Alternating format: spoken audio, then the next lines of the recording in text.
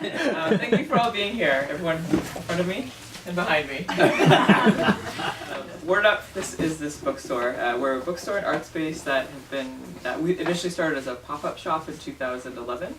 And at that point it was meant to just be a 1 month long project, but there was so much community support for the space that we ended up getting extension after extension until we were at our initial location, Broadway and 176th Street, for more than a year.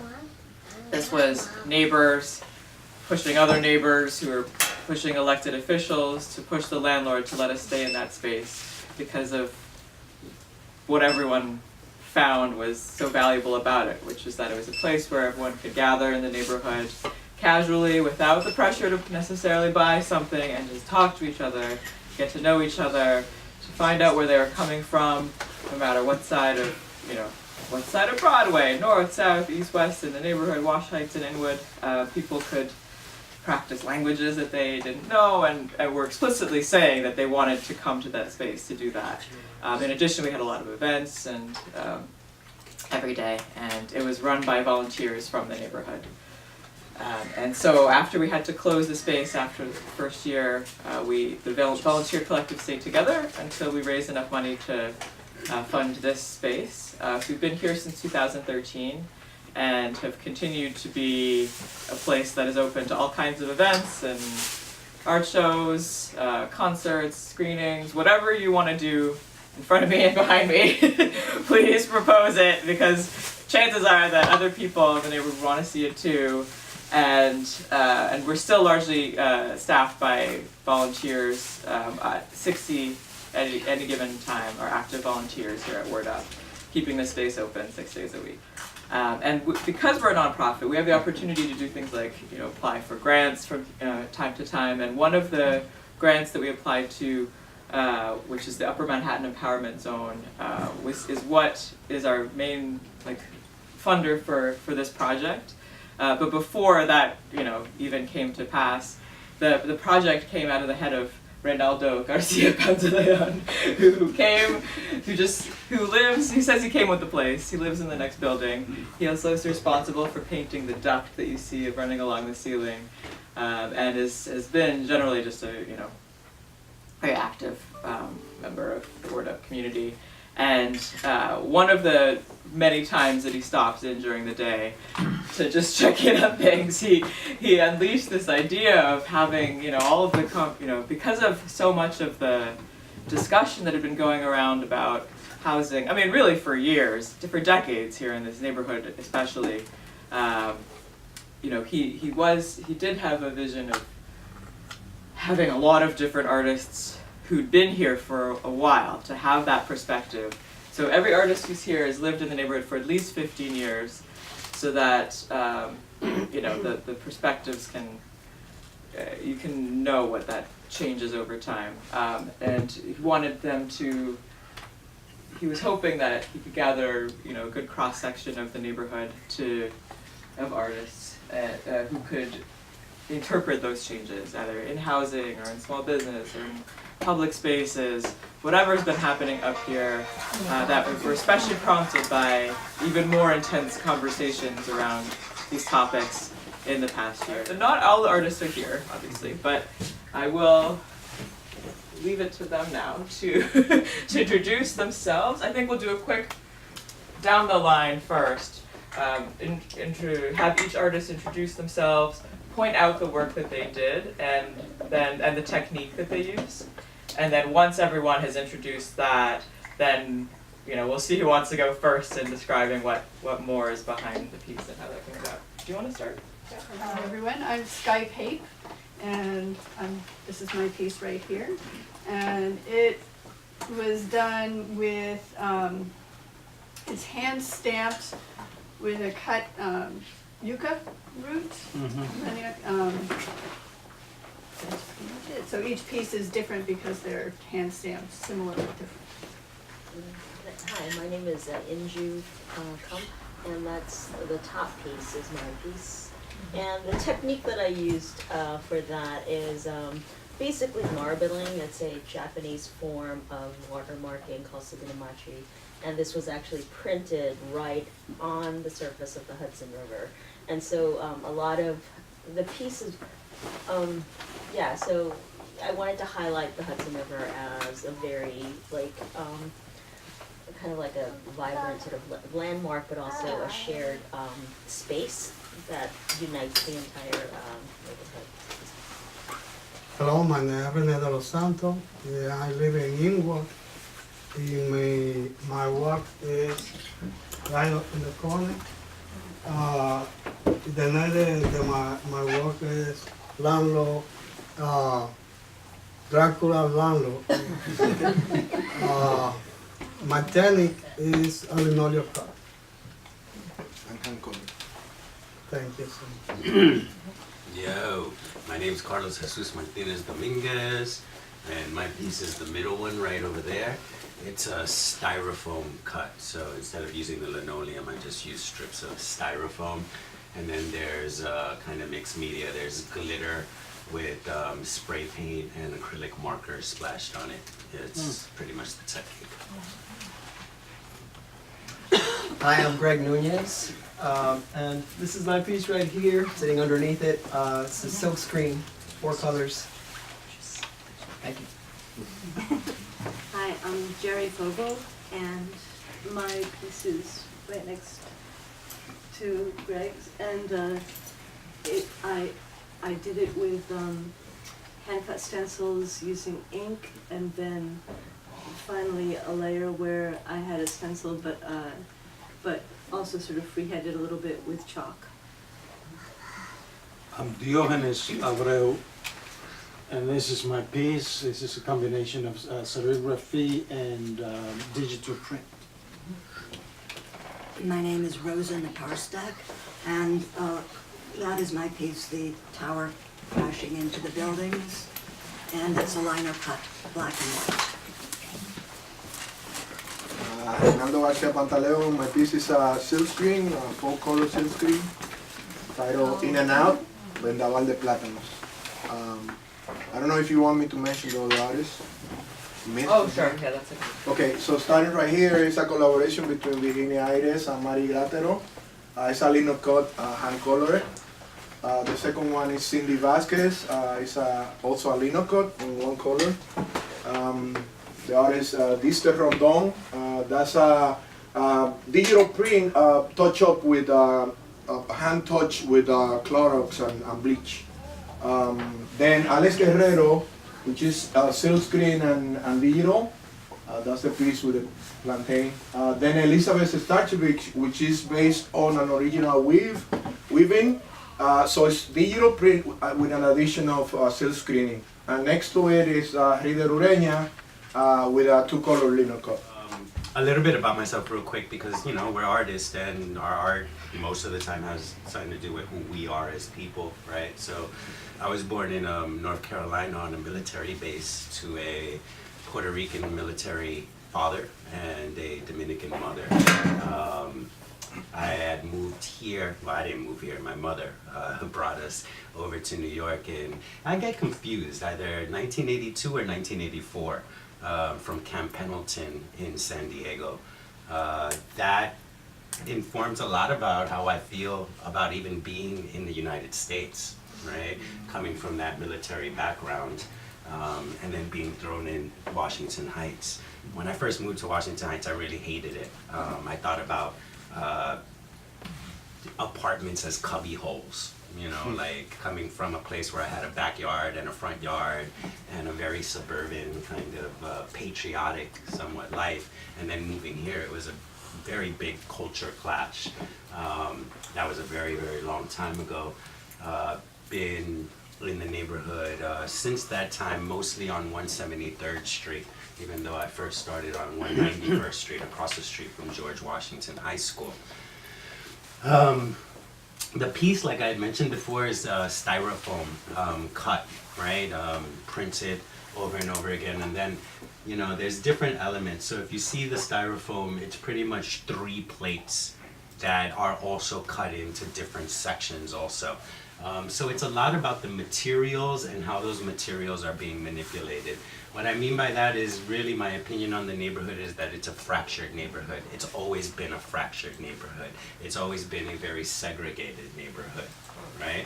Especially when we're thinking about Broadway as a dividing line between the have and have-nots, between the lighter skin and the darker skin, between religions going back before, you know, our time today, right? Different parishes and so on. So, you know, that kind of like breaking up of the image is kind of how I see it. I mean, I can talk about New York being that same kind of thing, but I'm talking about Washington Heights because I'm talking about my own upbringing in this neighborhood. So, and I don't know if you guys see, but it says Washington Heights on it. And I draw from one of my chosen cultures, right? I had no choice but to be Dominican and Puerto Rican, even though I'm very proud of it. But a chosen culture of graffiti, right? Something that we ignore here in Washington Heights historically. Forget what you heard about the Bronx being the home of graffiti. Graffiti started right here on these streets of Washington Heights, on the gate of Broadway. If you know anything about graffiti history, they'll give all the adulation and attention to this Greek kid from 183rd Street named Taki 183. Luckily, he'll point the direction to some of the Puerto Ricans and others like Julio 204 that predated him in this neighborhood. But that's what the graffiti is pretty much about, is pointing that back to that history that we kind of ignore in this neighborhood. One of the things that I would argue actually have brought different ethnicities, religions, and races together like no other movement has been able to do, which is graffiti and its cousin hip-hop, right? So that's kind of what I'm pointing to when I'm, you know, when I was thinking about making that piece. Most of my work is very literal to the point of being obnoxious sometimes. I chose to be a little kind of abstract with that, so I kind of had to really explain it. But that's pretty much the gist of it. If you let me talk some more, there's some elements about Robert Moses and stuff like that. The elevations in these neighborhoods that help separate different sections of this neighborhood that's historically a thing in New York in general. But yeah, maybe we'll talk about that later. Thanks. Well, I came to this country in 1983, 82, something like that, and I've been living in the same neighborhood since then. And since I came here, I've been very active in community activities that have to do with organizing people in order, first, back in those times when you moved into the neighborhood, those were really rough years, because that's when there was this fight between the Dominican gangs and the other people who were already here and had control of the drug market in the area. And that's why there was this fighting for the territory. And once the Dominicans got control of the area, that's it, the killing stopped. And I've been working as a community organizer for an organization that is called Northern Manhattan Improvement Corporation since 1986. So a lot of what I do as an artist is informed, it's influenced by the work that I do. Some of my writing, my poetry, the essays that I write. As a matter of fact, some of my books are being sold here. And some of the artwork that I do is also connected to that. Therefore, when I was told that the theme of the project was related to housing, so here we go. What you see, this is an actual notification from the marshal to a real tenant from the neighborhood. There's an eviction notice that was sent to one of our clients. This is a photo of an actual family from the neighborhood participating in a rally for affordable housing. And this is a quote from an actual person with a lot of power in the neighborhood, someone who used to be the chair of the board of directors of the Hispanic Society that is on Broadway 157th.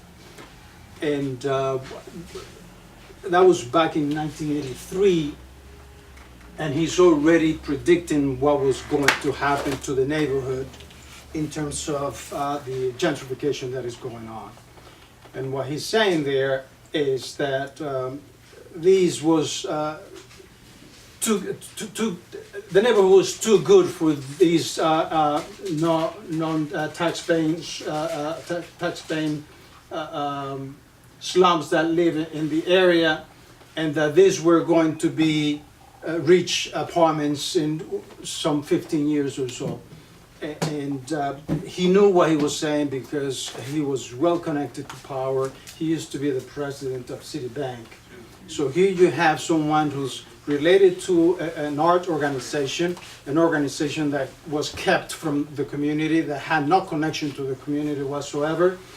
And then we knew why, because the person in charge of making sure that this organization was open to the community didn't want that to happen. So when he said that, we had rallies and we picketed the place, and we asked that he was fired from the board, and we tried to negotiate with them so that they could open the institution to the community. After that time, then they started proposing changes to the housing laws. And they were, small changes, and that's how they were presented. First, just changing the fact that which family members will have the right to inherit the apartment, the right to succession right to the apartment. And therefore, nephew, nieces, uncles, aunts were all eliminated, and only immediate family members were left. And then they went on for other changes, and that's how we got to the point where we are at this point, where so many changes in the housing laws are now permitting these people to force people out of the community. They, for instance, we have had cases against landlords who buy 100 building portfolio in the area, and they start pushing those old tenants, people who have been living for longest in those buildings out of those apartments because they want to rent it for more. So through preferential rents, so-called preferential rents, and buyouts, and also not providing essential services to people, they have been able to push a lot of people out. And you can see now the rents are really high. And that's exactly what I wanted to express in my piece, how gentrification is pushing whole families out, people who were here back in those days when we had to fight in order to build the vibrant community that we have now in the area. And now that the place is really a decent place to live, and now we are being pushed out of the neighborhood. We have to go somewhere else because we can't enjoy the great community that we have helped build in this area. Could I invite, that's your piece, right? Right there? Could you say more about it? I just can't stop looking at that piece. Okay, I guess it's my turn. That's your cue, Greg. My boss at work tells me I voluntold you. So thank you for the question, for the interest. So my name is Greg Nuñez once again. This is my piece. I call it Quiver. That's the title. I'll start talking a little bit about the process first. And thank you for Reynaldo and for Veronica and for Word Up to hosting us here and for inviting us and to bringing us all together to talk about something that we all need to have a voice on, and hopefully we'll see what this does. Before this project happened, there was a time in my life, I want to say, there's a point where you hit, you wake up and you realize that the world isn't, your little bubble that you are at. So I'll start by saying I was born here in this community, right up the block in that hospital on 168, Columbia Presbyterian. My mother and my father came here when they were in their teens. My mother studied here and she went to college here. She's the only graduate out of I would say 12 uncles and aunts. Went to college and studied and was a teacher for a while, paraprofessional in the New York City Department of Education. And I should say I'm also an art teacher in the New York City Department of Education as well. And so yes, I was raised in this community here, Washington Heights, and now I live in Inwood, which is funny because I never know. When I was younger, I didn't realize that there was a difference between Inwood and Washington Heights. I just thought it was just like that's the neighborhood. So it's all of this up here. So. Yeah, and so both of my parents are from the Dominican Republic, so my sisters live here, and my brother, who's now in New Jersey, has lived most of his life here, and my father lives right across the bridge in the Bronx, by Sedgwick, around that area, and he's always been a diamond cutter. That's his profession. He's done all his life. Polisher and stuff. So that's a little bit about my background. Yeah, growing up, I've seen a lot of changes, but a little bit about the work and the process. So there was a time where, I want to say maybe in my 20s and stuff, where I just like, what's going on in the world, you know? And I got really angry and mad, and also I just started learning a lot more and getting out of the neighborhood. So when you get out of your bubble, you kind of look back and you realize what's you know, it opens your mind up a little bit, gives you some perspective. So during that time, I started making all these little sketches, and a lot of things came out. So this first piece down here comes from one of those early sketches. I just couldn't wrap my mind around why we struggle so much, you know, and why,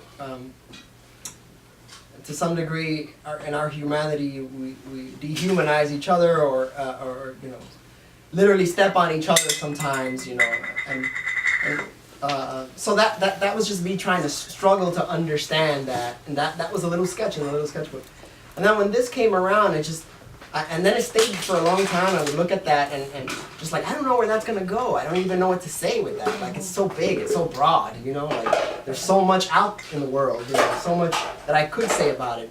But it's too much. And then so when I was invited for this project, that I was like, this is it. This fits right in perfectly, because this is a struggle. This is about bodies. This is about people. This is about lives, you know, in spaces, you know. And these bodies are on top of each other in these tight spaces, and you know, so that's where that began, and it came from a place of anger, but also of frustration, of wanting to do something about it, wanting to do something about, you know, you work so hard and you don't seem to get anywhere, and to try to chase, to try to achieve the so-called American dream, you know, where you're really struggling hard.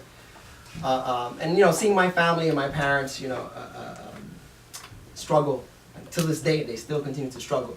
I was just with my mom having coffee, you know, and she's like, the secret is, when you can't afford this, you got to cut down on that.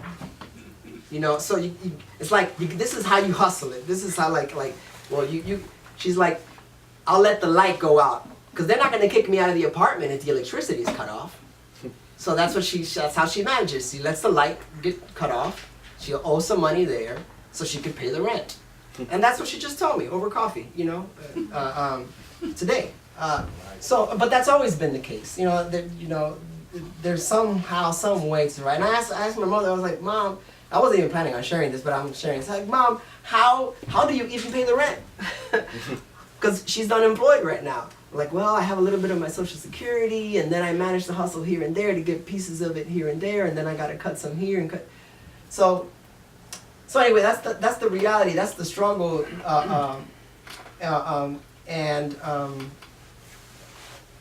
So just experiencing the frustration and the anger about that, and what do you do about it? Well, as a kid growing up, I never, you know, I never had any outlet, you know.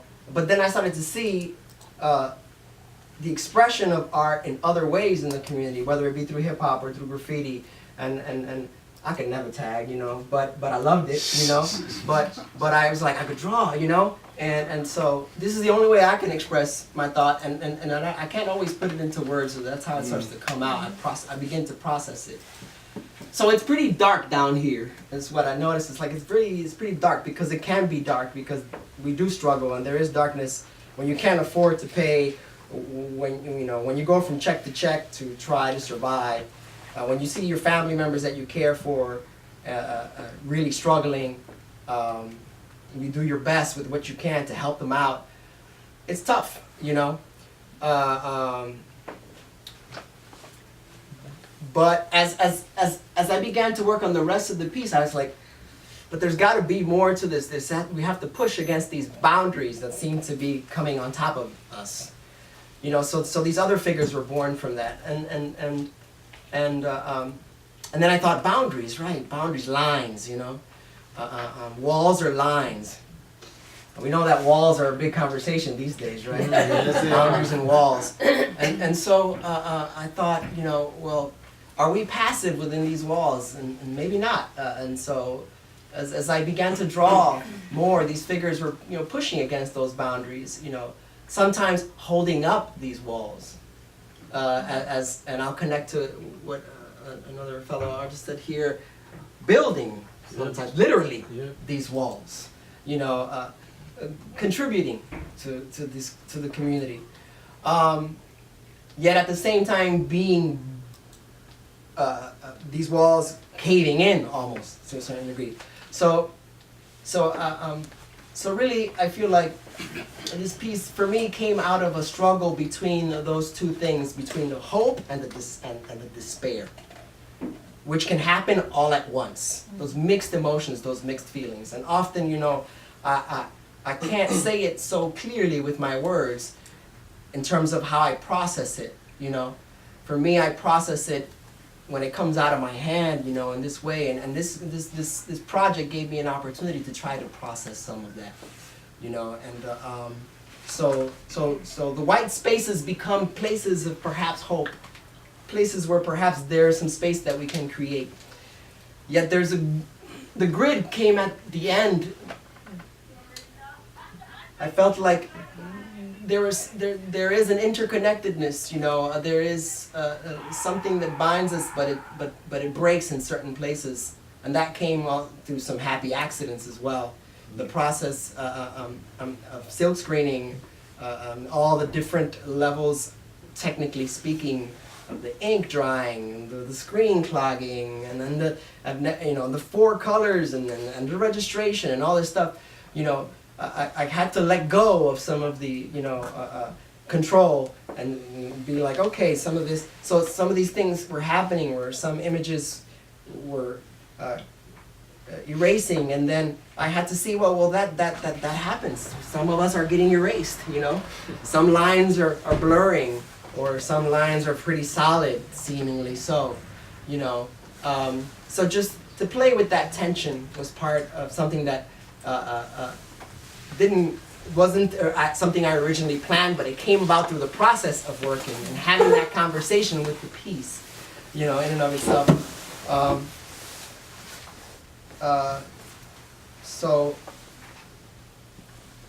And I wanted to give it this vertical orientation, perhaps maybe because that's kind of what I think about when I'm in the city. Everything's very vertical. The spaces are very vertical, and when you know, if you have a space here in this community, we have more sky space. It's kind of funny, right? Like there's more sky. Just like being by the water seems to be a luxury. Having more sky seems to be a luxury. And part of it is that, right? Because around here our buildings are not these tall things, you know. So yeah, that space, that tension between us occupying these spaces and struggling. Yeah, that's about it. Thank you. Actually, just to contrast what you're saying, and maybe also to add to that, I'd like to actually talk about my piece, which is the top piece there. And you know, and I understand that it's a very abstract piece, and the process is actually a little unorthodox. in terms of printmaking, in that, you know, the Hudson River is literally the plate, so every single piece is actually a unique piece. But I just want to actually also talk about why, like, you know, the show is about real estate and about gentrification in Washington Heights. And so, you know, what's you know, what is the point of this, you know, of this piece? So I think this is actually all printed at George Washington Bridge Park. And I think one of the things that touched me is what you talk of when you were describing, you know, the luxury of having water access. And it's one of the really unique things about George Washington Bridge Park is that you have this public space that belongs to everybody, okay, that has direct access to probably one of the most beautiful sort of shorelines of the Hudson River available, I think, in all of New York. And if, you know, you've never sort of, and what's also kind of remarkable is if you ever, you know, so I grew up here and, you know, my family, we never had enough money to take a vacation, so we would do the staycation by doing a picnic down at George Washington Bridge Park. And one of the most, you know, some really incredible lessons that I've always learned was, you know, I learned to forage food, like, you know, like mulberries, you know, and greens from my grandmother who, you know, from the Korean War, like knew how to just forage for food. And I was, you know, at first I remember being like really embarrassed. And then it became fascinating where I was just like, wow, look, you've got raspberries, blueberries, mulberry, you know, like, and then just by doing the whole expanse, you learn every single technique that every culture has and their take on barbecue. It's absolutely amazing, you know, like the way that the Dominicans do it is completely different from the way that, you know, like Cubans do it, to the way the Haitians do it, the Chinese do it, the Koreans do it. So, you know, so everyone's got their little family and the little, you know, when the sun goes down, everybody does their version of a barbecue. And so that's, you know, another, and everyone shares everything down there. Another sort of lesson from actually the act of, you know, making this project, right, was actually what happened. So I've actually made a couple of videos, and all of the sort of activity that became activated by, you know, by actually having access that was not manicured, you know, because it's not a manicured park. You know, it's not like going to Fort Tryon Park where everything is like gated and everything's like super manicured and you've got like a botanist that's like been, you know, there's a sort of a laissez-faire, like, you know, kind of like freedom, you know, to being in that park. And the very act of being able to print off of the Hudson, you know, for several days, you know, it was I think that in and of itself talks to, I think, I don't know, like, so we're talking about how things are divided, but in fact, sometimes landscapes can really work to actually unify a community. And the very act of having a shared, free, non-private landscape, okay, really speaks to that. And I think that and this might also be like a precautionary tale. I mean, one of the things that I'm noticing up in Inwood is that they're beginning to privatize and sort of really manicure and curate riverfront property, right? So access to river is becoming more and more limited, and I just feel that people should be very, like, you know, aware that, you know, like if they're, I feel that if people are a little bit more vigilant about things being free, accessible, and to the public, right? That also, you know, because, you know, neighborhoods aren't just about buildings. Yes, we have, you know, apartment buildings, we have blocks, but we also have the parks, right? And we also have natural resources that actually belong to all of us, and that might also connect us historically, you know, to other people before us who have been pushed out of here, like maybe the Native Americans. You know, and so it's just a way to, I mean, and so the entire the process itself is also lends itself to a kind of a meditation about the landscape, you know, and to sort of think a little bit more expansively about, you know, how we're here together, you know, sharing the same space.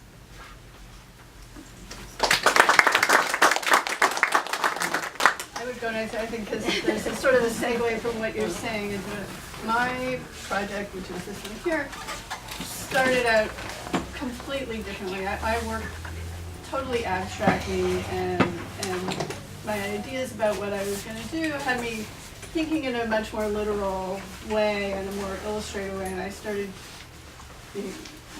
being kind of hung up on that. But in addition to all the pain and distress and displacement that gentrification causes, which is a lot of what we're talking about and is so important to focus on, I think, is the environmental impact of gentrification. And there's, up in Inwood, we just went through this rezoning that was very much opposed by the community, and they're talking, we have our skies, we have buildings that are pretty much topped at 6 stories, and they're talking about building over 20-story towers, which, we're on a migratory flyway for the birds, and they're talking about developing the shoreline, which would have disastrous impacts. So I was really, I guess I moved up here in the, I moved to New York when I was 18 on my own as an immigrant from Canada, and I moved up here to this neighborhood in the 80s when, as was noted, it was a very wild times around here, and then eventually moved up to Inwood, which is where I am now. And after all these years in New York City, I felt like the thing that kind of softens the hard edges of urban living for me is this access to the parks, and the parks are so important. So I've become somebody who goes around like you and identifies with the trees and, gets my berries and mushrooms. So that was, I felt there would be a lot of focus on the human cost, and I was sort of focusing on this natural aspect because that's so dear to me as well. And then my work did a complete turnaround, and part of it was triggered. I decided to do this. I'm not a printmaker, and I ended up sort of shifting focus so I could do something that was much more hands-on and improvisational in a way for me, that was closer to my own ways of working. And in we had a few meetings before as the project was evolving, and one of the things somebody who's not here today said, she was talking about the things that are in the stores and the foods and what it's like to be able to go into a store and get something from your taste of home, and what it's like when you can't get those things. And I started thinking about that. Just triggered something in me, made me want to use this route, because it's such one of the many wonderful things about being in this kind of community to me is that you have this exposure to things that are outside of your own bubble, or you can, and I think that all of those sort of expressions of the different cultures are just, I can't imagine being in a place where you can't have that. I think, just dry, you just wither away. It's like that's what makes life rich. And part of it too to me was the life in the communities that takes places in the more public spaces, which includes the parks. The parks are obviously a huge part of it, but it's just like it's on the streets. It's the music you hear on the streets. It's the graffiti you see on the streets. It's like all of this that happens in this sort of public arena that when gentrification comes in and that goes away. So anyhow, I decided to do this carved yucca root print, and it's really hard to carve. So it's sort of crude and it's very simple, but there are also ideas of bricks being different, different things being a sort of emblem of home and space, but yes, these conversations about walls, these conversations about borders, red lines. Redlining is a real term in terms of people kind of defining districts to benefit their own nefarious purposes. So there's that idea of redlining what makes a place desirable or undesirable, and but also borders being permeable, and permeable borders, you know, that relates to how people get pushed out, but also an influx of people, and what or who gets marginalized, pushed to the edges, these sort of things. I like the idea also of using these different things, layering them, because I felt like this concept of layering was something I connected to the concept of community, that it has all these different layers to it. And one thing I just noticed now, seeing these prints on the wall, is I'm very amused and enamored of how the concentric circle thing in your piece that happens very organically was something that was also echoed in mine here. So that's kind of a neat connection. So that's pretty much it. I was thinking about grids and sky and mulberries actually when I did my piece, which is up here. When I first came to the neighborhood, not in this area, this is a church that was on Wadsworth that's now been destroyed, and it was Wadsworth and 184th, and the corner, like so many of these projects, somebody had a project that they were deciding to do, and the chalk lines actually delineate the building that's supposed to go on that corner.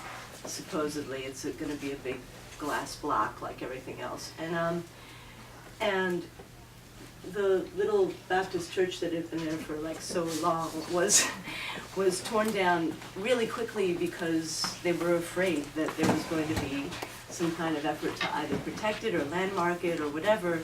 The little congregation probably didn't have enough money to finance the whole building, and it was starting to fall down. They were given a really raw deal. I mean, and now it's just going to be there for a long time, just being a construction site with no construction going on, which also happens a lot in this neighborhood. I mean, you can see it on a lot of streets where the real estate folks just rush in. They just don't want to be stopped from tearing down what's there so that they can build the thing whenever they want. But then there's no law in place that says that they have to build it anytime soon. So they just let it lie vacant there. So now it's a vacant lot with a lot of rubble in it that used to be a church. And which is extremely sad, and that's what kind of made me do this. But when I first moved up here, it was the 80s, late 80s again, and I was living about 5 blocks from here, on 170th in between Amsterdam and Audubon, and yeah, it was kind of ground zero-ish. I remember one of the first things that happened was that a new computer that I had just bought got stolen from my apartment. That was really my fault, actually. But also I was noticing at that time. I mean, I moved into a building with my friend, and there were 2 people in our apartment. It was a huge apartment, actually, on 170th, and all of the other apartments had way more than 2 people in them. And but what I loved about the place was it was such a neighborhoody feel. Like what I loved was coming home at like 2 and 3 in the morning, because I was a grad student, and seeing people just out on the stoop just playing music out of their car or whatever, and just being like, hi, hi, just coming home, and having people around the whole time. It was so warm and fuzzy feeling and safe feeling, and I think even the thefts were more along the lines of like little, probably like some small person,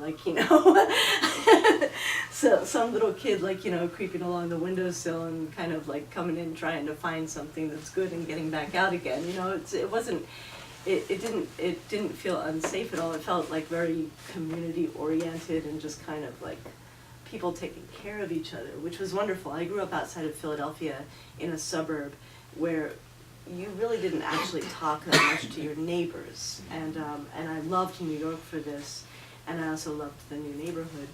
And when I came up, I did notice the sky immediately. That was the first, probably one of the first things that I noticed, was that up here you could always see sky, and downtown you couldn't. Like even just downtown as far as Columbia, you were mostly surrounded by buildings that were much higher than up here.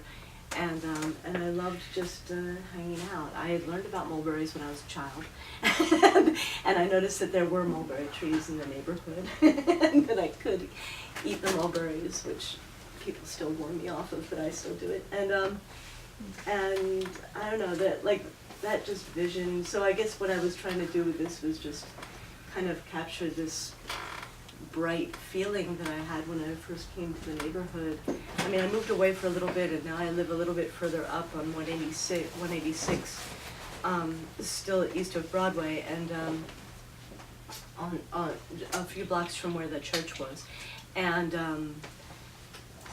it's, you know, it's a different neighborhood, but it's still very much like that. And I just love the way that you feel a little bit closer to things up here, and I feel like the grid that is being imposed on us just inexorably up here is something that has to be stopped. I mean, I'm grateful that a lot of people in the community seem to join together a lot to stop things like that from happening, but these, you know, these interests are very, very large, and the fight is very, very big. So, I am glad that people are linking arms, but I'm worried, you know, also, as we all are, about people being pushed out of the neighborhood. So that's me. Yo llegué a la ciudad de New York alrededor de los años 1980-82. Exactamente aquí a Washington. He got to New York in 1980, between 80 and 1982, right here to Washington Heights. Viví alrededor de 6 o 7 años en Washington Heights y luego me moví a Inwood, donde ahora he vivido alrededor de unos 20 años. So he lived in Washington Heights for 7 years, and then he moved to Inwood, and he still currently lives for the past 20 plus years. Cuando me moví a Inwood, me dediqué totalmente a la pintura, al acrílico y al óleo como un medio de expresar mis sentimientos. He said he started expressing himself as soon as he moved through oil and painting when he moved to Inwood, so 20 plus years ago.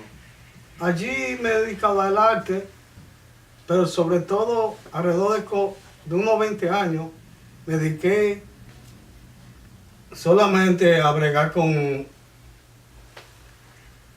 al arte a través del óleo y el acrílico.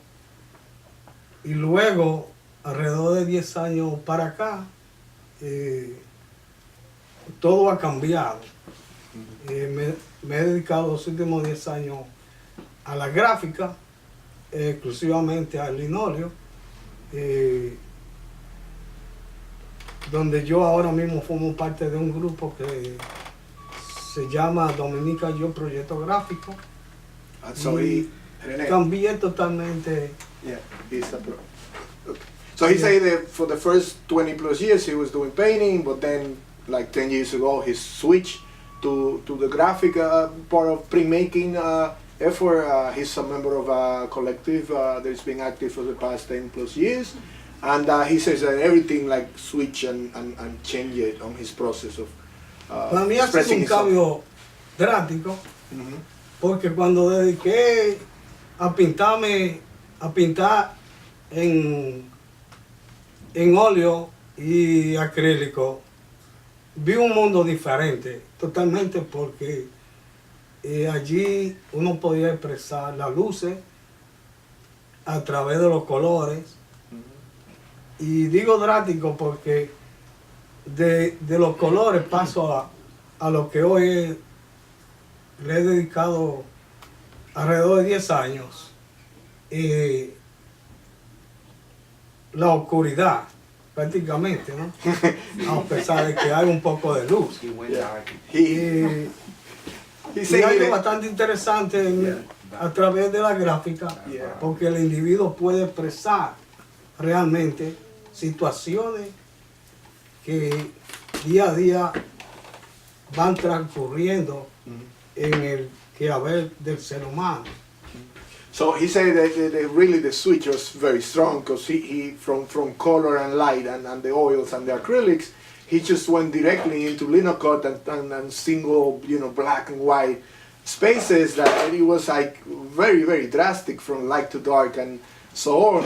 But at the same time, the immediacy of producing the work and trying to just process the everyday life through that also everyday working of putting together, carving his linocut cuts.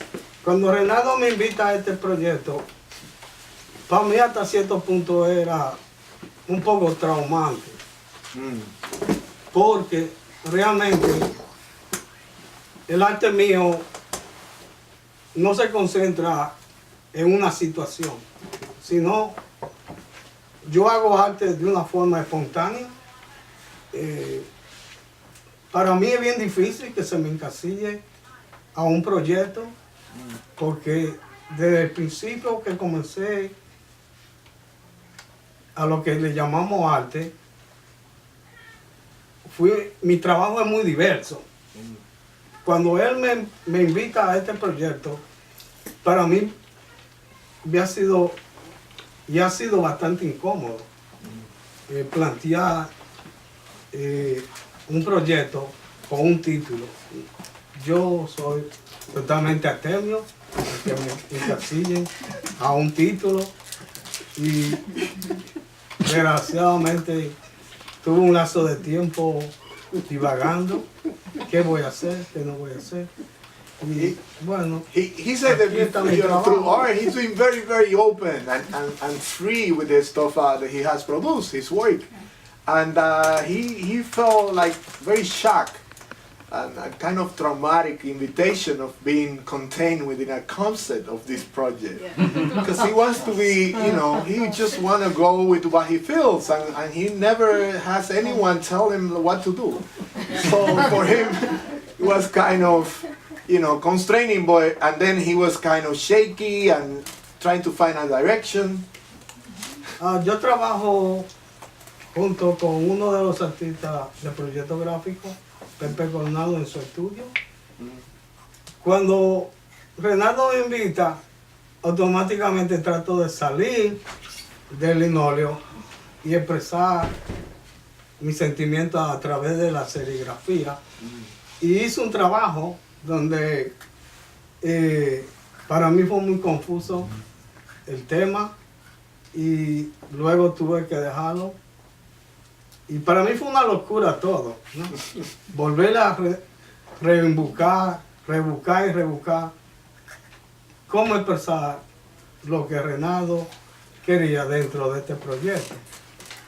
Y un cierto día sentado en el parque de Inwood, vi precisamente el edificio que está aquí, que está situado en Broadway, esquina Shelby. So he's pretty much saying that he say a lot. So he works directly on a proper printmaking studio located at 118th Street and 3rd Avenue on the 3rd floor. It's Coronado Print Studio, and he's Pepe Coronado is also a member of the group, the collective Dominican Yo Proyecto Gráfica. So pretty much he switched with the collaboration of Pape and his space from lino cut to silk screening. But he was still very much confused of what was the project that he keeps calling by my name. So that's why he said Reynaldo a lot. So I feel a little bit Accused. yeah, accused. Torturing him. Yeah. So I'm sorry. Perdóname por haberte causado todo. So he's saying that then suddenly he kind of switched gears and say, wait a minute. He was sitting in the park looking over at this specific building over Sherman. I was just sitting there looking at it. Este edificio situado en Abreu y esquina Sherman tuvo un lapso de tiempo quizás de unos 10 o 15 años donde el landlord abandona el edificio con su inquilino y entonces la ciudad tuvo que cogerla. Y hoy en día me parece que la ciudad corre el edificio y a mí me impacta doblemente porque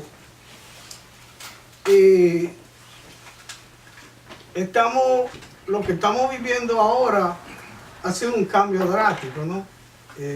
Los landlords parece que están persiguiendo a los inquilinos que tienen más de 10, 15 o 20 años viviendo dentro de un espacio y realmente me ha impactado todo esto.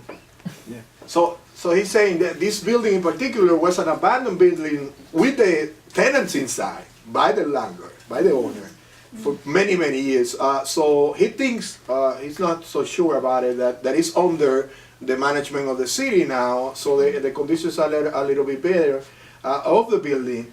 And then, he feels like the whole situation that we live in right now is like the landlords have so much power, the power they're just chasing after the tenants, especially those ones that have been living in the buildings for a long time, like 15, 20 years.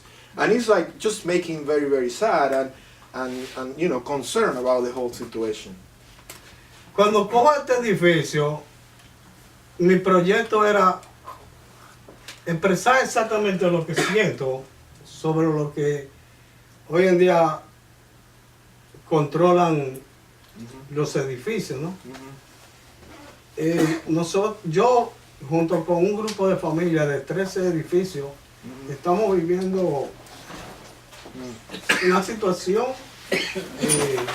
poco caótica, donde uno compra 3 edificios y comienza a desalojar gente, ¿no?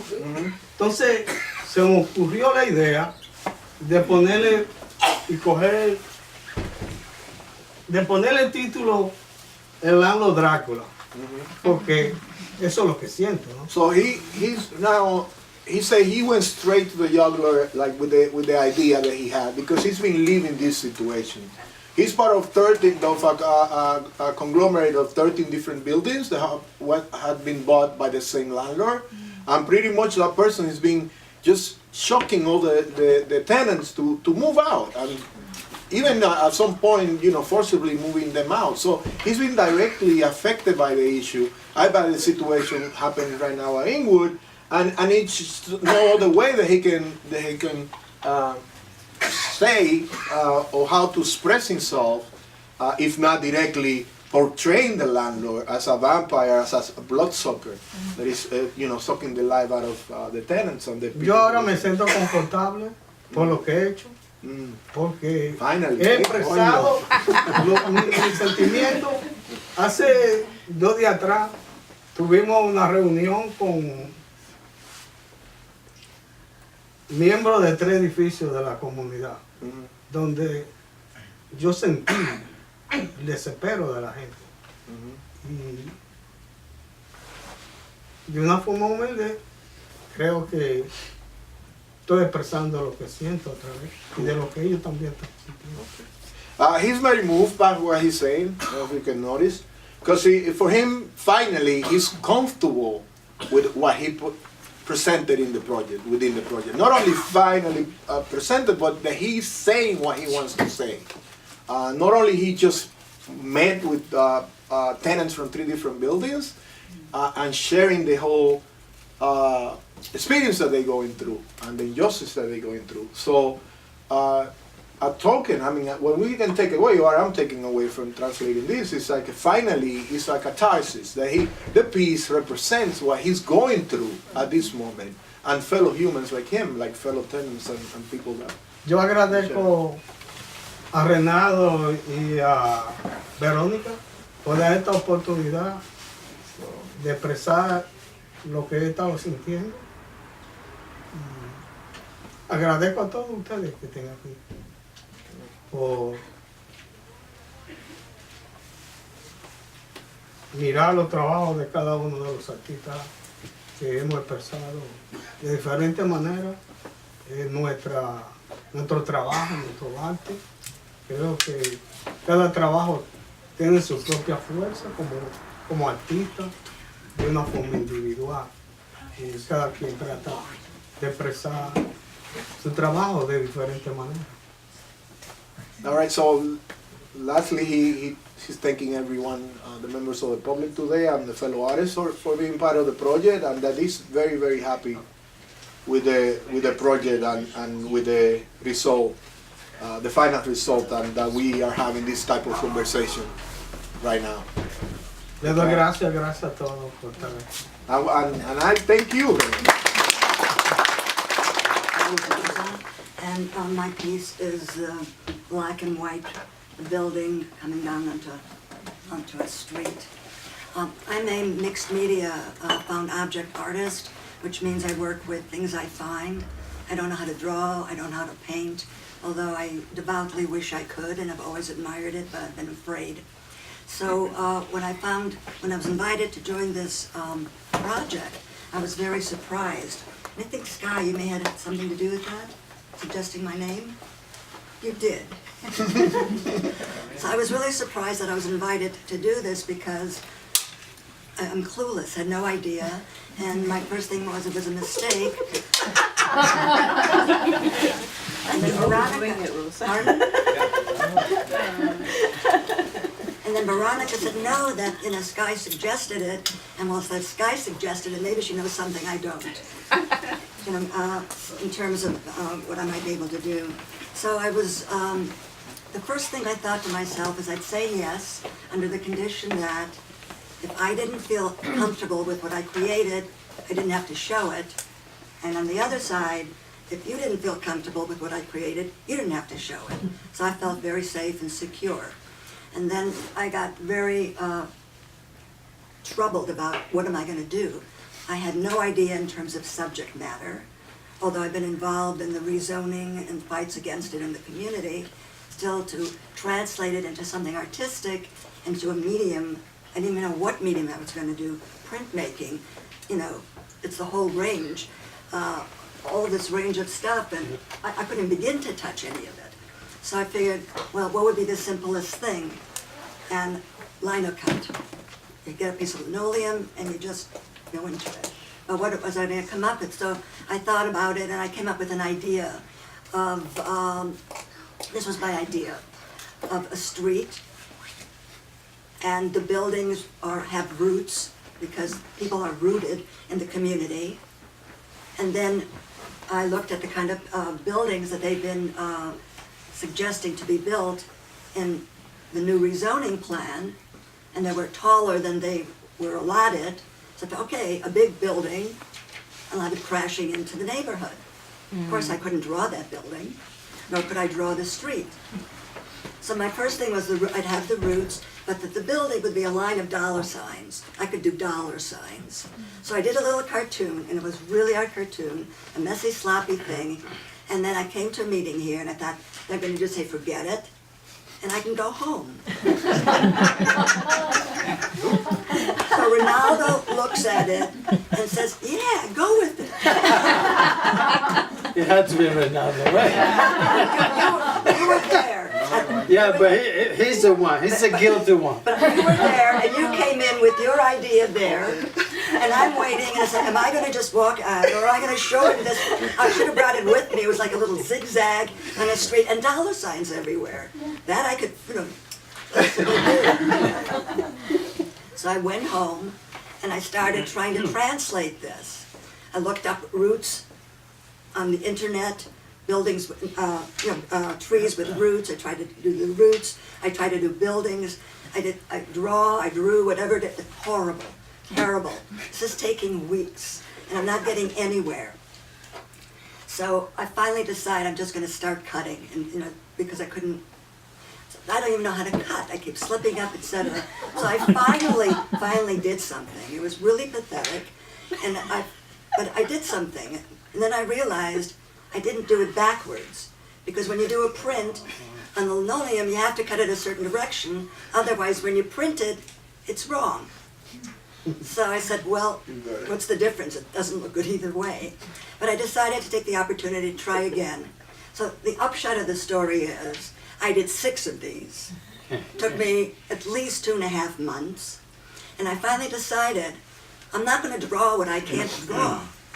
So I kept working at it, and I finally came, this is a street on Seaman. I removed the roots. Reynaldo said, nix the $signs. It's too obvious.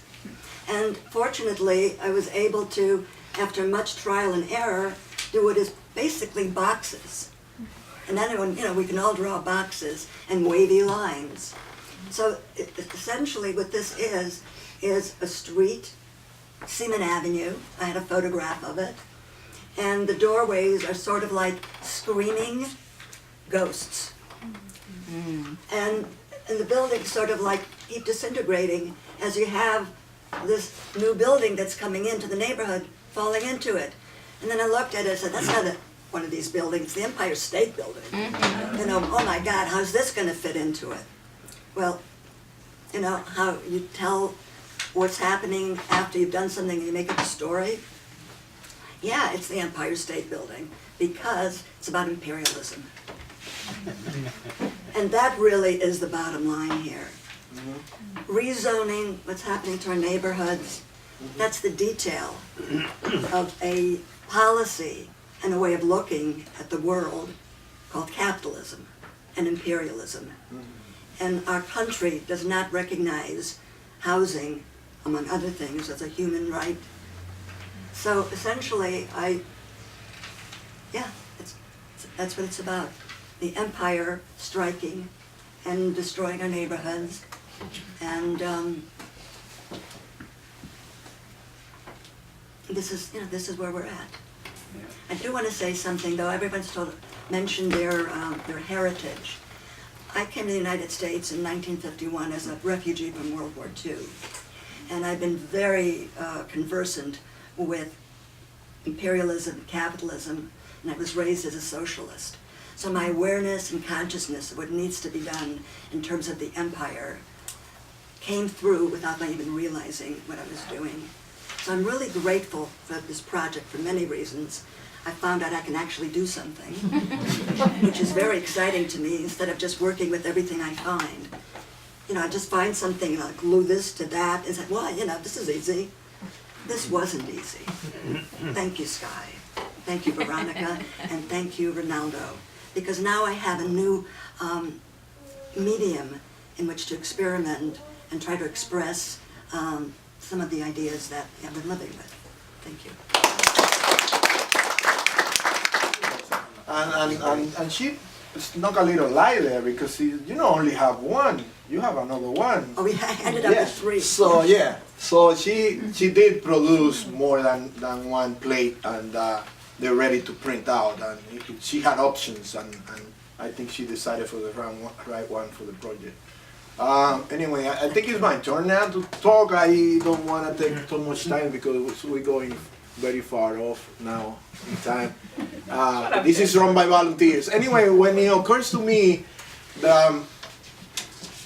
usually artists are a tool of gentrification. They come in first and conquer the land, and then the developers come back right behind. And I say, wait a minute, it's not kind of happening here, even though we had a couple of run-ins with kind of gentrified in tools, galvanizing the arts, trying to make it more official and, organized. I think art happens anyway. Art happens in the way we talk and the way we walk around and the way we transform the area. And this is, we missing, well, she touched up at the end, this is a class society. And the key is inequality. So Washington Heights and Inwood has been a long-standing working class neighborhood that's been substituted by different groups of people coming in because they can afford the housing. Or even crowding. If they cannot afford it, then a bunch of people live together in one apartment and they make ends meet. So you know, the whole process is like, this is happening, we are right in the middle. And we live here, we are not the tool, we have to be the ones having a conversation about it, having a saying. At the same time, I thought the whole saying was going to be the freaking portfolio or whatever was going to happen after this. I never thought of we sitting together and talking about it. This is our discourse. Like we created a piece each, and we have a saying. But you know what? We are very articulate, and everyone has words right behind it. So, and the great part is not only a concept, but that I ran into this beautiful place that became, you know, in my life is being a bridge that all this fragmentation that we have talked about it has ended with a, you know, in a very, well, not so tiny, it's the size of this locale, but I have met tons of people that I never had met before or I will have no way of running into if it wasn't because of What Up. And one of those persons is Veronica Lu, and she was like, hey, that's a great idea, let's put together a grant. So not only we expressing ourselves, but guess what? We as artists, I'm living in this community for at least 15 years, we're getting a little money behind. Because this is a capitalist system, and the whole world is run by money. So, you know, always we get an invitation, oh, bring your pieces. How you pay rent? We all run different type of jobs. We are teachers, well, I don't know, you name it, or organizers, you name it. All of us have to produce money to make, you know, a living and be able to keep a roof over our heads. So finally we get an invitation with a little stipend and a little expense money. So I think that was just great. That came together that way. And then 6 months later we have this body of work that is still in the works. And we have a saying, and we're gonna leave it behind, and we're gonna donate it to places, and in 50 years, people will find out that we have a saying. My piece is another story. I wanted to be cynical, I wanted to be, hey, we Dominicans always happy. It doesn't matter, play merengue and bachata, and fuck it. We go to the Bronx and do it. We go to North Carolina and do it. You know what? It's not that cynical, it's not that easy. So I selected a very particular icon, which is the plantain, which I learned that we can, when they call you something, you turn it over and you empower yourself with that symbol. In the end, my cynical piece of work became this, and it has to do with that, with inequality, with how wavy and the empowering of being called a plátano and being diminished. And I was taught that by middle schoolers and high schoolers. Oh, I'm a plátano, okay. So I put it in the middle of my flag. So I'm a plátano. So that's a symbol. We Dominicans, we are a long wave and strange wave of coming into the city, in and out, and we're ready to go out when we came in. So you get a mix of Trujillistas supers, Balagueristas, organizers, narco-communists, and a community that never, with the power they gain, got the real estate, which is the buildings and the little things. And that's why we're getting the hell kicked out. That's all I have to say. Thank you. I have to say something because it's funny. I wondered what this question before. I could Ray interrupt me and then he No, I didn't. I have to continue blaming him for that. But Anyway, the question was related to what he said almost at the end, when he said that one of the way the landlords use to displace communities when they use the artists, they go like the Marine Corps and then they want to wreck everything, and then the Yopis, then they moved in, blah, blah, blah. So my question was, how do you artists feel about that being painted that way, and what are you going to do about it? Because the perception is that that's what that they do in South Bronx and everywhere, the same thing. Dumbo, the way that artists are the ones that go like the Marine Corps and they clean up, they wreck everything. Stormtroopers of gentrification. Wrecking ball, that you are the wrecking ball, and then you displace community, and then somebody else moved in. That's my question. We're weaponized. Right. When you live within a system, you also have to struggle within that system as well.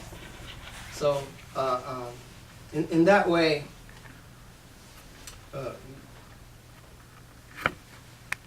we each get used and abused in a certain way, to a certain degree. It's a matter of, I think that obviously for myself, and I can only speak for myself, is that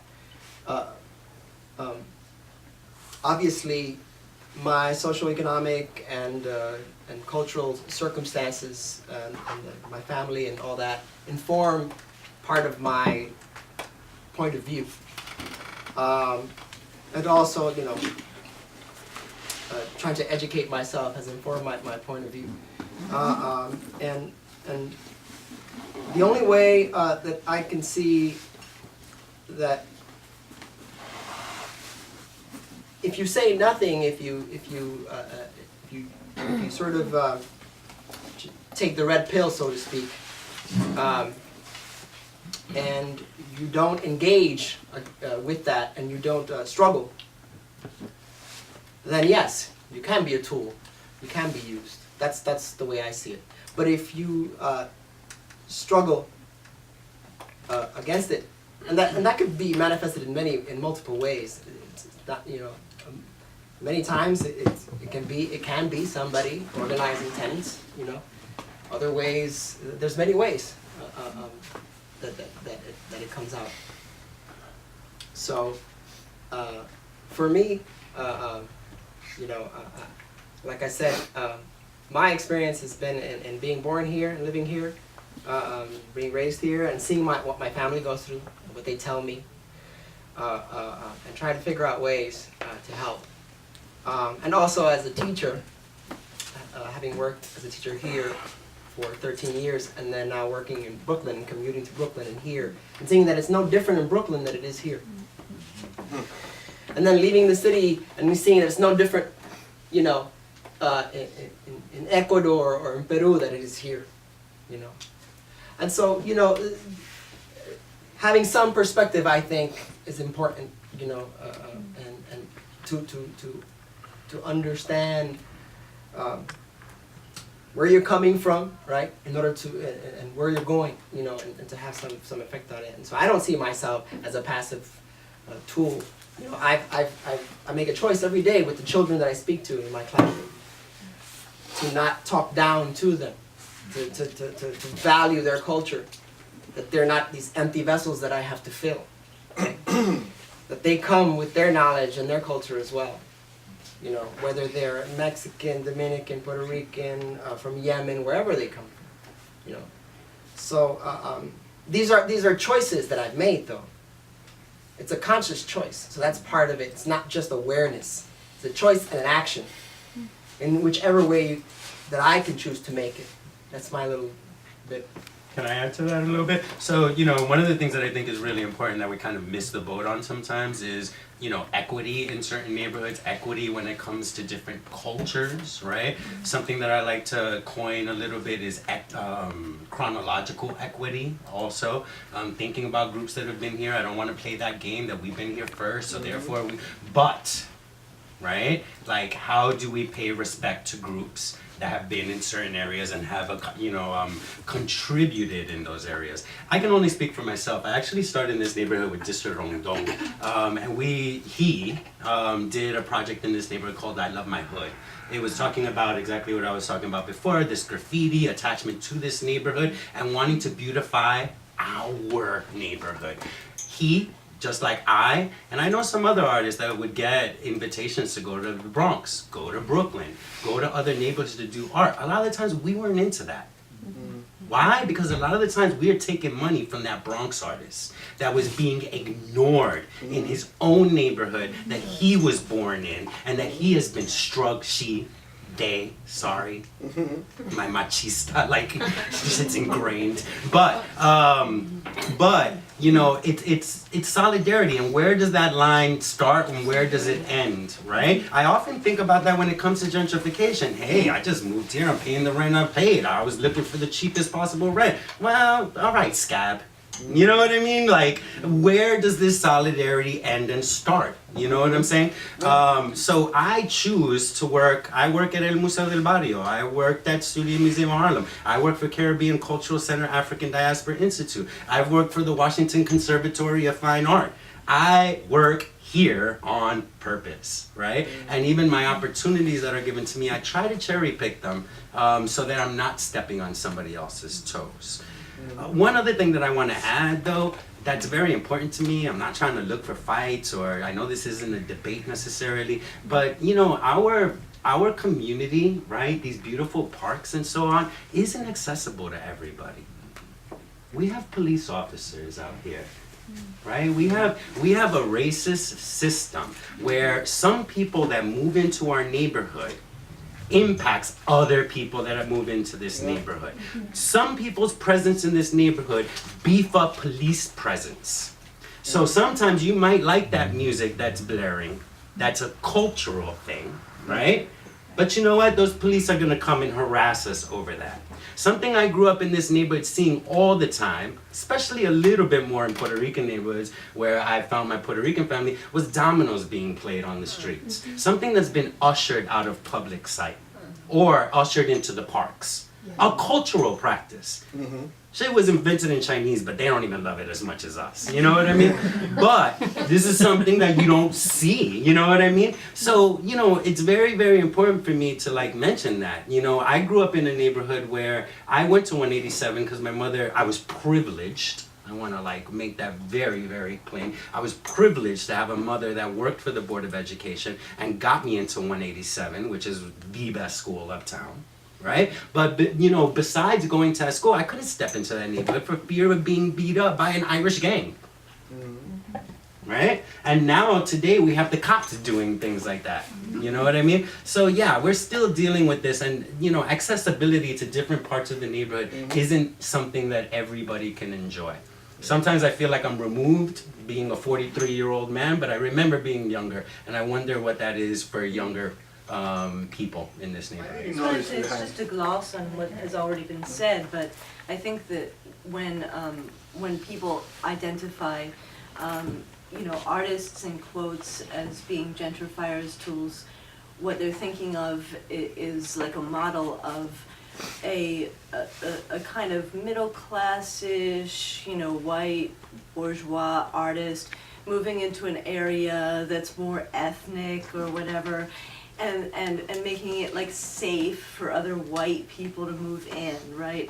But that is, I mean, it's ignoring the history of art in the area. I mean, it's a false definition of artist. So so the comment just is wrong. Yeah. I mean, But the like, thing is that Let me just connect what she said to something that I've been wanting to say. I want to say something. I mean, you Because- could, I got more stuff I want to say. No, but you because could it's- definitely have it's true people what you're saying. who are used that way, and that happens. It's a phenomenon, but it ignores the traditions of art in the area, and it also ignores the choice of the artist, because if you get somebody moving into an area who then enriches the area instead of not. And that is usually when you are seeing and referring to the artist outsiders. as opposed to what you already have. And it's interesting you say that, because some time back, there was a group here, I don't know if you used to go there also, Artists Unite. Maybe some of you were connected to that group. I stopped going to that group because I went to one of the meetings, and there was a piece of newspaper there, and it was an article reflecting about the group and all this stuff. And there was a quote there that said, "Bringing the arts to the community." And I was there. So my question to some of the people that were there is, so what about me? What does it say about me who have been here for so many years, you know, and so many other people? So, and that's what we need to keep in mind, exactly that. So there's already roots, there are already roots in the community. And we have to be conscious of that. That, you know, the ways we deal with what we bring to a community affects the values that are already within that community, and we have to be conscious how we handle that situation, because we talked about what was wrong with the neighborhood back in the 80s, but there was a lot of beautiful things going on here.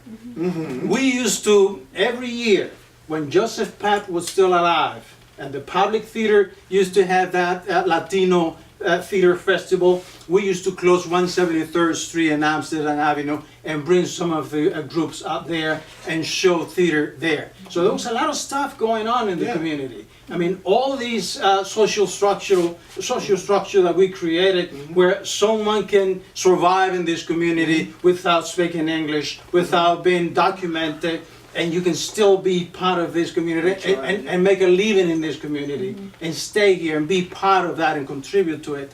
That means a lot.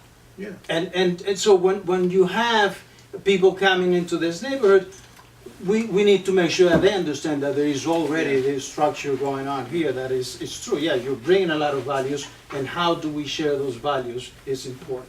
Can I just clarify Jose's question too, though? Because I was taking it more as a question about like art washing, and about when specifically, like, because you referenced South Bronx, where there are real estate forces, developers using artists who've been there a long time and have roots in the community to then do something connected to a development, and then to give cred to it. But that's and a then, crash. and then that, But that's and like what what do tax artists crew. do with that, you know? The problem is, first of all, the question is like quite tricky. We live in a system, the capitalism, and use any mean,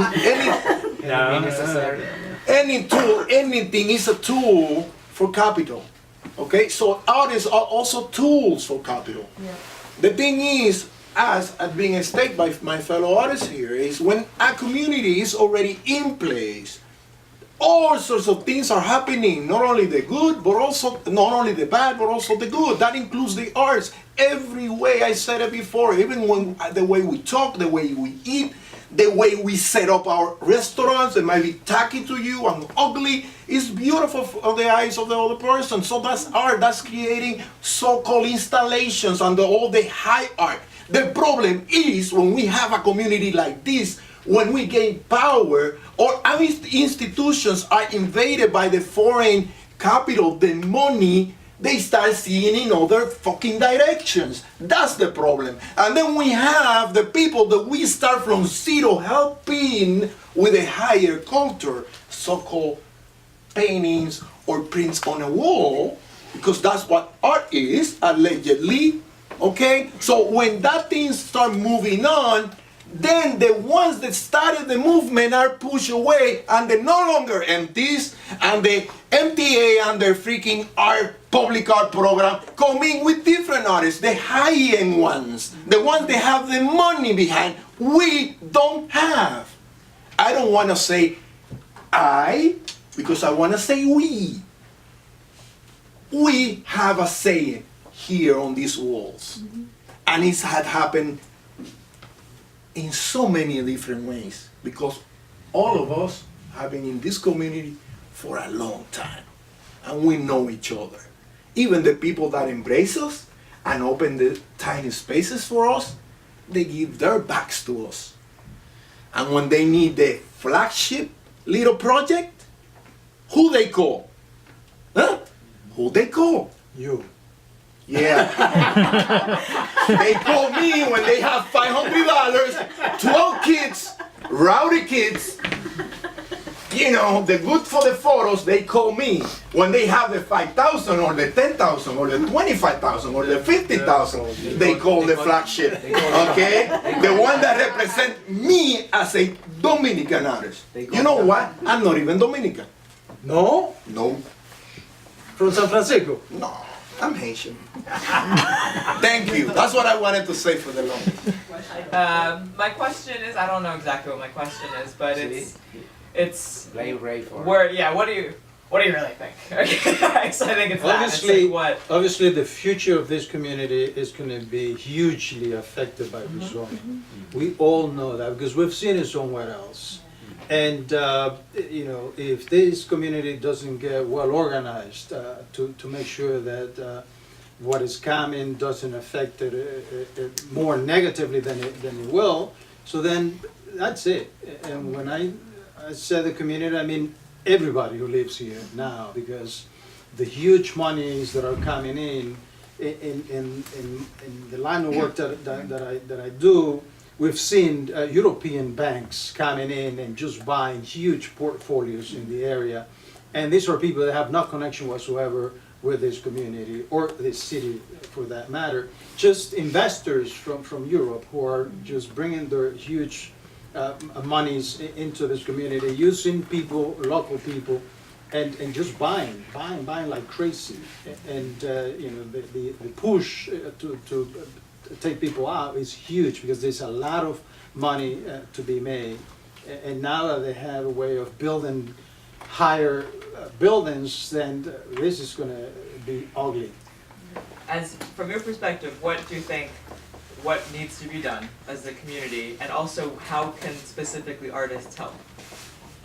Okay. From the organizing, oh, yeah, go ahead, please. No, I'm just saying it's a big question. Go for it. Well, for the organizing perspective, we need to make sure that we preserve the affordable housing that we already have, because if we don't do that, then we're going to lose more. And we need to make sure that we all come together with a common agenda on what it is that we want for those people who are going to be developing these big buildings here. And not just be comfortable with 10% of the apartments to be affordable, to make sure that we get a big chunk of those apartments to be affordable, and not affordable on the assumption that this neighborhood is, the income in this neighborhood is the same as those in Baytown or the lower part of the island, but you know, affordable for the income of this community, and make sure that we get that on you know, on the table. Sky, Jerise, is it? I would just want to say something about what Dió-genes was saying, and it has to do with the besides whatever you are doing, and Ray emphasized the fact that this is something to counter that situation. Is the how we perceive the political representation that we have. If you are aware of the councilman that approved or helped to approve that gentrification in Inwood, is happen to be Dominican.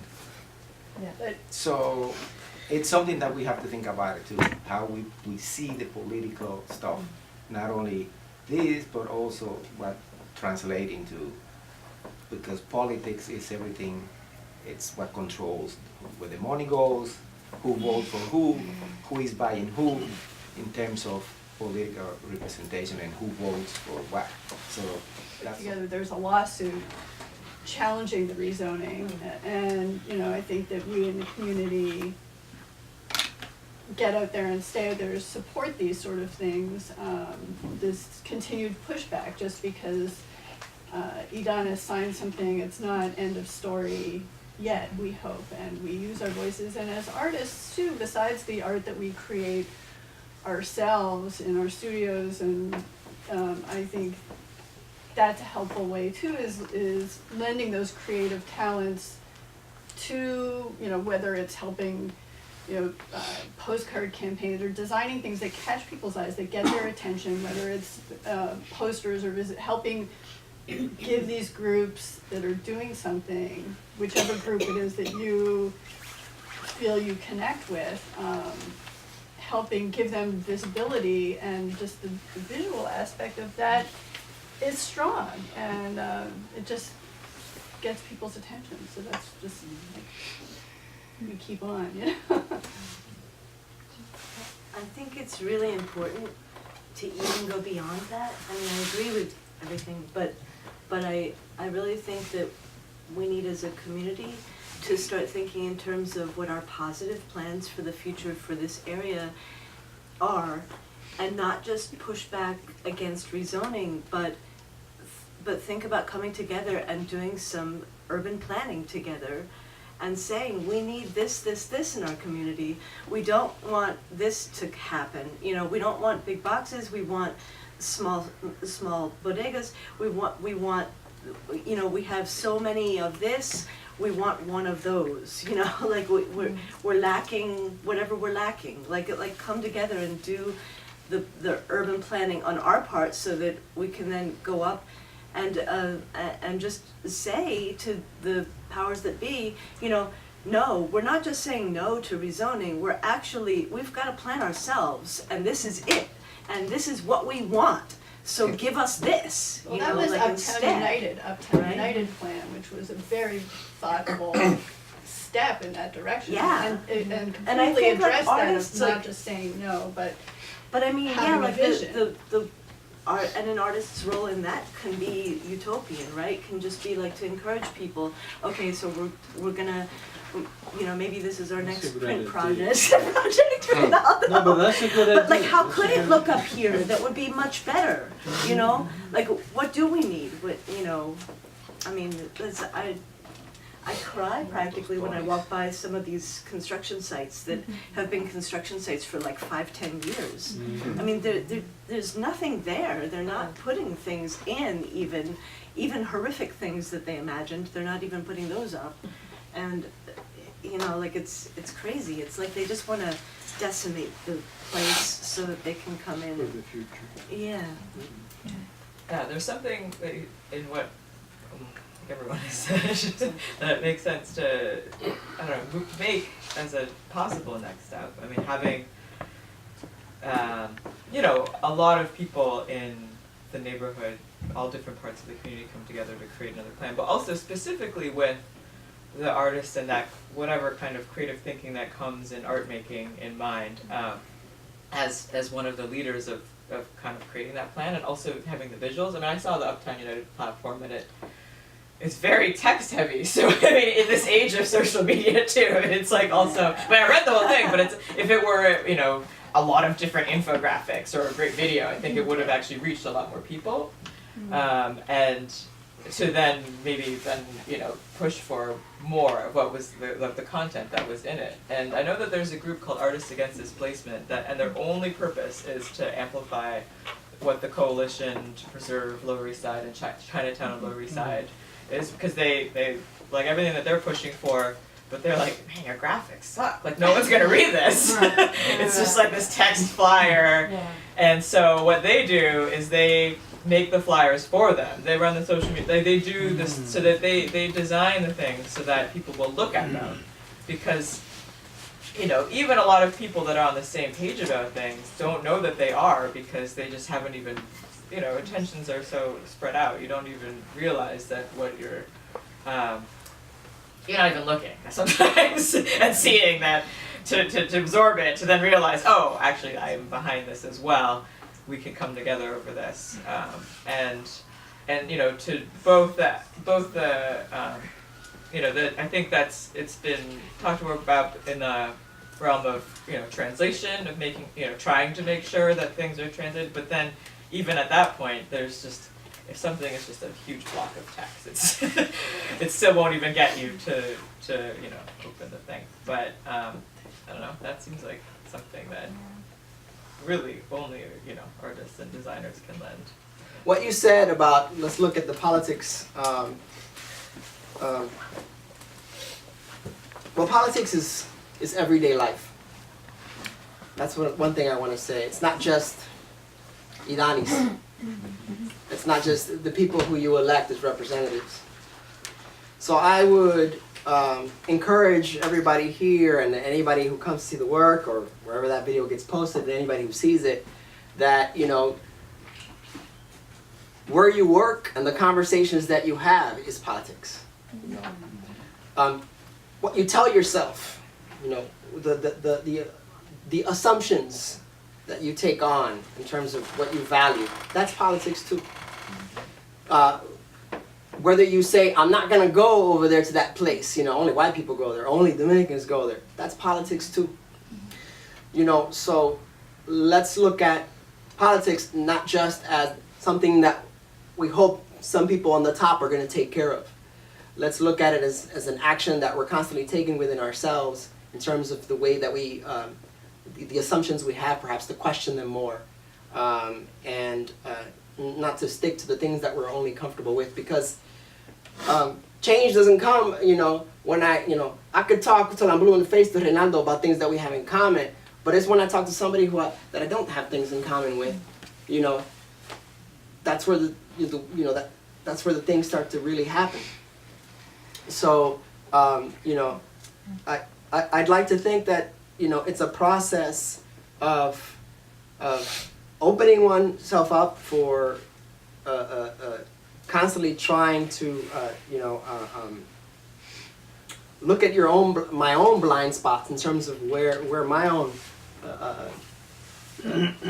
perceptions are, but also to have that conversation with other people, whether it's through my work or whether it's just, you know, with my neighbor, you know, with my community members, and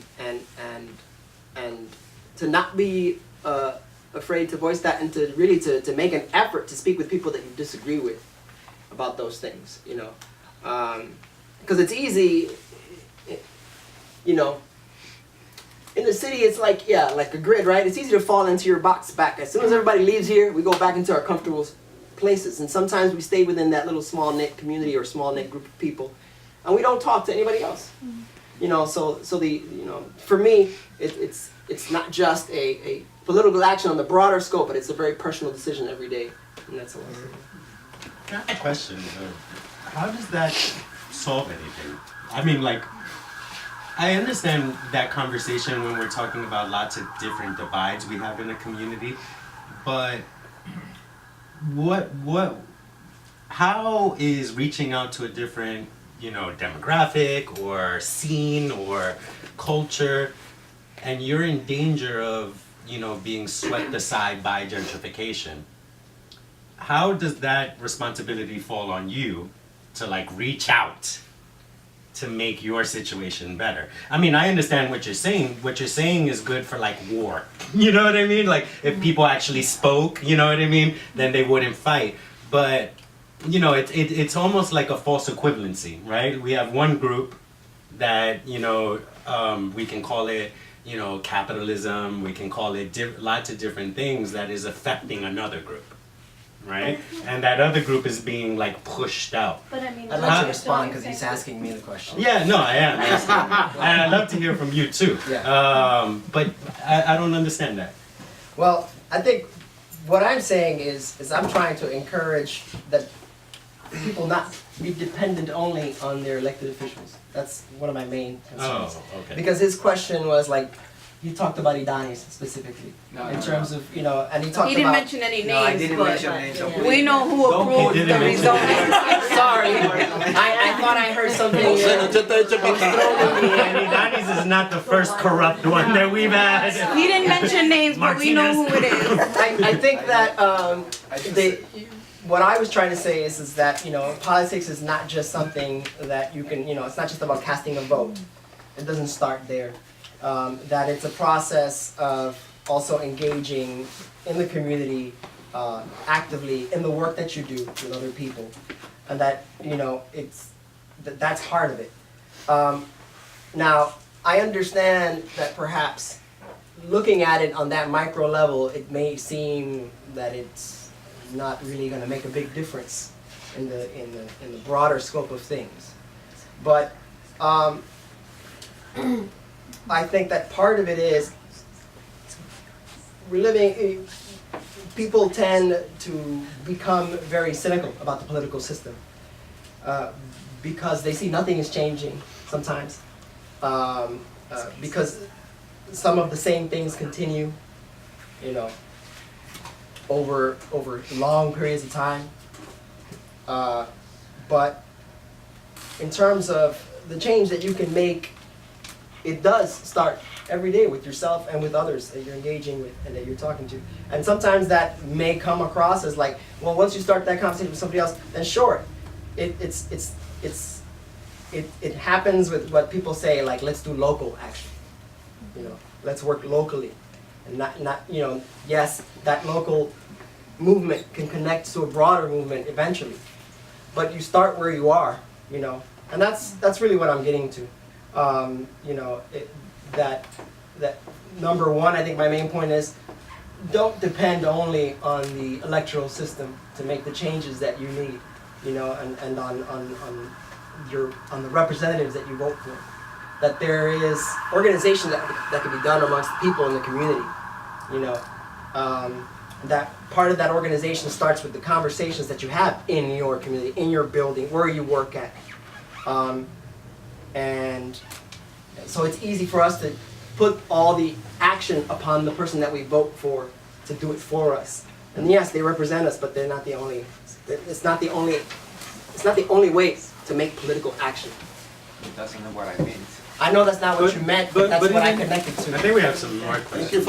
But even when you are in danger of being displaced, there's nothing wrong with reaching out. Oh no, definitely. That's not what I'm saying. And because when you are in a situation like that, you do need to reach out and make sure that you get allies and make sure that your message gets to as many people as possible. What I don't think that you should do is make your fight dependent on what other people will do for you in that fight.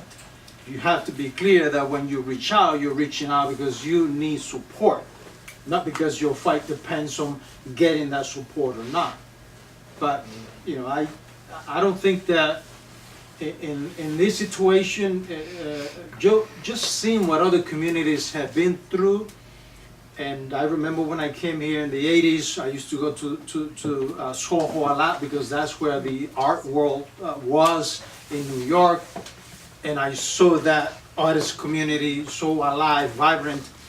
And I saw the displacement of that community right, you know, in front of me when I started going to places that were just closed. Gallery closed, another gallery closed, and all these yuppie stores coming in. And then I saw the move to Chelsea. Not Chelsea, the Barrio. Oh yeah. To the Lower East. Yeah. It was the same process. Oh yeah. And then across the river, and then Chelsea, and then the other place, and then up here. So it's the same technique.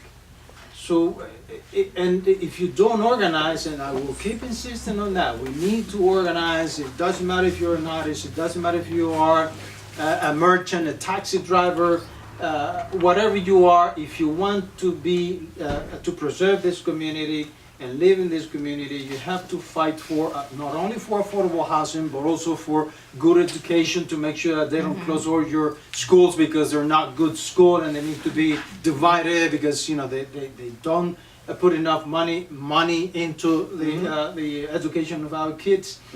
And that's how they begin to decimate our communities. Yeah. So organizing and keeping informed and reaching out to make sure that we get enough support. On that note, I think we've gone so much over time that I think we can maybe end it there.